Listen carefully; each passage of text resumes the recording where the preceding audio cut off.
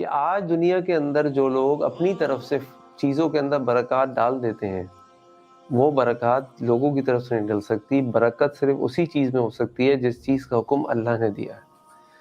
اور اللہ تعالیٰ نے قرآن کریم میں فرمایا الیوم اکملت لکم دینکم واتممت علیکم نعمتی ورضیت لکم الاسلام دین، کہ آج کے دن میں نے تمہارا دین مکمل کر دیا ہے۔ الیوم اکملت لکم دینکم واتممت علیکم نعمتی، اور آج کے دن ہم نے اپنی نعمتوں کا اتمام کر لیا، ورضیت لکم الاسلام دینا، اور اس تمہارے لیے دین اسلام کو پسند کر لیا۔ اس کا معنی یہ ہوا کہ جب اللہ تعالیٰ کی طرف سے دین مکمل ہو گیا، اللہ کے نبی صلی اللہ علیہ وسلم کے انتقال کے بعد وحی کا اختتام ہو گیا، وحی منقطع ہو گئی، تو اب کوئی کسی بھی چیز کے اندر برکت نہیں ڈال سکتا، برکت کا کلیم نہیں کر سکتا۔ مثال دیتا ہوں میں آپ کو، دنیا میں صرف 3 مقامات ایسے ہیں، 3 مسجدیں ایسی ہیں جہاں پہ جو بابرکت ہیں۔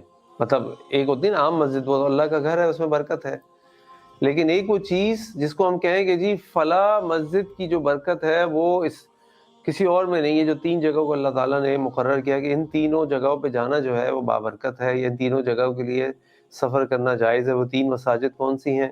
وہ ہے مسجد حرام، مسجد نبوی اور مسجد اقصی۔ اب آپ کہہ لیں جی فلاں پیر کا مزار، وہاں جا کے دعا مانگو، دعائیں قبول ہوتی ہیں، بڑی بابرکت جگہ ہے، یہ نہیں ہو سکتا۔ اللہ تعالیٰ نے دعا کے لیے فرض نماز کے بعد دعا کی قبولیت کا وقت رکھا ہے، یعنی اس وقت آپ دعا کیجئے، اللہ تعالیٰ قبول فرماتے ہیں۔ تہجد کے وقت دعا قبول فرماتے ہیں، بارش کے وقت دعا قبول فرماتے ہیں، اذان اور اقامت کے درمیان دعا قبول۔ اب یہ وہ اوقات ہیں، اب اس کی طرف سے کوئی نیا بندہ کوئی نیا وقت نکال دے تو وہ قابل قبول نہیں۔ برکت اسی وقت میں ہوگی، اسی چیز میں ہوگی جس میں اللہ نے رکھی ہوگی۔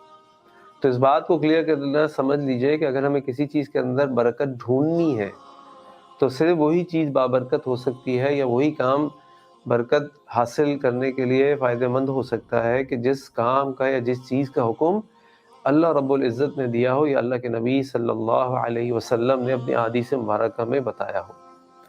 تو یہ ہے ساری بات کہ برکت اللہ کی طرف سے ہوتی ہے، برکت کی ڈیفینیشن کیا ہے، اور برکت جو ہے وہ ہر شخص کے لیے مختلف ہے، اور برکت کا سب سے بڑا چیلنج یہ ہے کہ یہ انٹینجبل ہے، اس کو کوئی میجر نہیں کر سکتا، اس کو کوئی محسوس نہیں کر سکتا، اس کو کوئی اٹھا نہیں سکتا۔ یہ انسان کی زندگی کے اندر خیر، فائدے، سکون، چاشنی، ٹھنڈک، کی ساری چیزیں جو ہیں اس کا نام برکت ہے۔